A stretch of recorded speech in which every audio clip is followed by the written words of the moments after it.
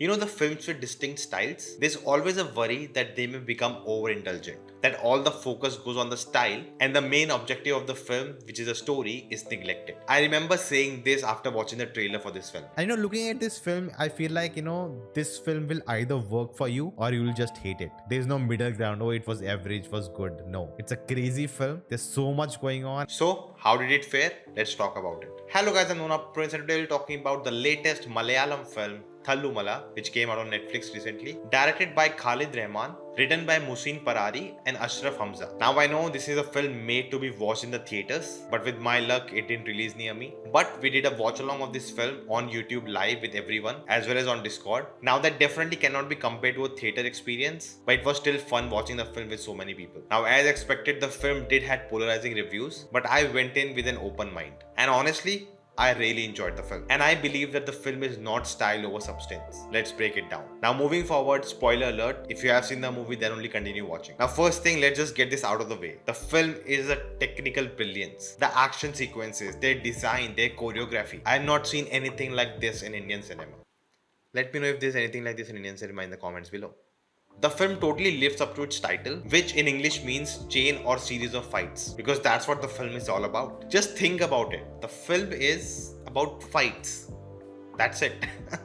But definitely there's more to it. Now a big worry is that the action sequence will become repetitive. How can the fight between humans be different every time? Because this film is not like RRR with two really over the top characters, and with that budget and scale, you can plan action sequences very differently. But here the film is grounded. It's about mortals. So how do you make their action sequences special and refreshing every time? And that is achieved by the camera movement, the editing, the transitions, the set designs, the costumes, the colors, the sound design, all so well done. We have 360-degree camera movements, the camera is flipping with the characters, the amazing transitions and cuts that elevates the action, and the use of sound design so cleverly. The action sequence that happens in the parking lot, it starts with someone opening the car, and the sound that the car makes, it's then implemented in the background music for that action sequence. And whenever that music plays again, you constantly remember of the action sequence in the parking lot. Shine Tom Chacko's character, who's a police inspector, constantly you'll hear the sound of the walkie-talkie the police inspector uses. But even with all these things which make it visually appealing, the action can still feel mindless. But that doesn't happen with this film because there are stakes and emotions involved in every action scene. It's not always for the sake of the action is happening. It's not just about beating the other person. There are a lot of motivations. Take the theater fight scene, shot beautifully, but there are stakes involved. We, with the character, doesn't want the theater to be burned down. The goal in that scene for the character is to save the theater, but he fails miserably. And as the theater is being destroyed, we are worried for the character because we already know how much it means to the father. The parking lot action scene, the characters we are following are being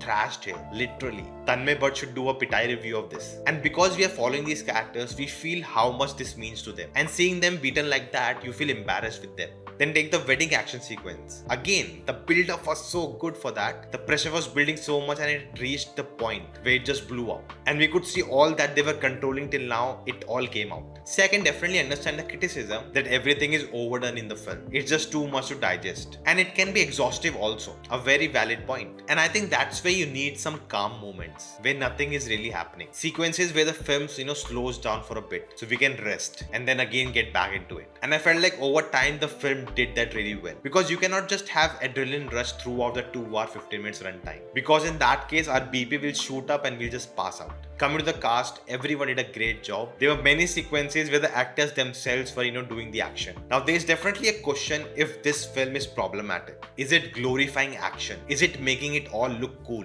Now in the live watch along, a lot of people said that they relate to it. These fights between people is very common. Of them growing up in school, they had these fights. And many things in the film are actually inspired from true events. That's what I've been told. Personally, I don't relate to anything in this film, but I think that's what makes it more interesting and fun to watch. And I feel like it totally depends on the viewer what they want to take away from the film. From my perspective, the film showed how men are so stupid, so egoistic, and their ego is so fragile that if they are hurt, they'll just beat up everyone without even thinking. And in all of this, we have a female character played by Kalyani, Priyadarshan, who's so well written. A film full of testosterone and adrenaline rush, she brings another flavor altogether. And she's not a damsel in distress or an obedient girl, not very sanskari according to society. She's a social media influencer. She has attitude as well as ego, and she just complements this world so well. But let's come to the main part, which was my favorite, the non-linear storytelling, which which just elevates this film to another level. In the beginning, it can definitely get confusing, but I liked, they kept different looks for Tovino, so it was easy to follow.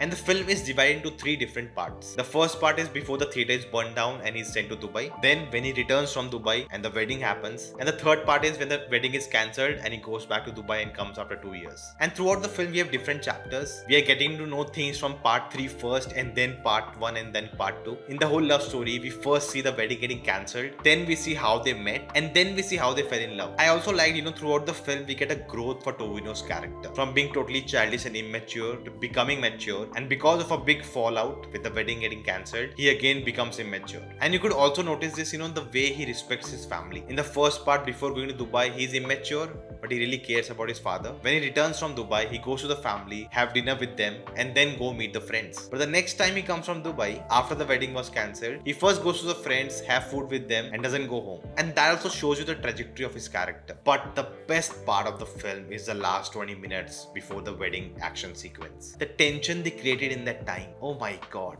I was losing it. And it surprises me more that we already know the outcome. We know that they all will fight. The wedding will get cancelled. But still, the tension is so high because we don't know how the things will go on. And it's all just misunderstanding and misreading the room. First of all, Shine Tom Chacko. What a casting decision. Just by looking at him and him smiling, he looks so evil. But we as audience know he has pure intentions. He feels sorry. He wants to make up for it. And he and his gang is trying their best. But what Tovino and their friends understanding is totally different. And it totally makes sense. The parking lot thrashing they got, it was a traumatic event in their life. How can they just let it go? And we know how these people are. They will settle their score. No matter what. And if the situation was reversed, if Shine Tom Chacko's gang was thrashed, even they would have done the same thing because they also love to settle scores. The car action sequence. Oh my god. Brilliant work. I have to tell all the people who worked on this film, you have done a splendid job. Now, I don't know what was the budget of the film, but at no point I felt the film had a budget. They just went all out. I was so immersed that I didn't care about anything else. Now, if by any chance this video reaches to the makers of the film, please, I would love to talk to you guys. Please come to the channel. Let's have a discussion about the film. And those were my thoughts on Thallumaala. Do let me know yours in the comments below. Until then, you can check out this video next, where I talk about Nathan Case Kodu. If you like this, like, share, subscribe, and I'll see you next time.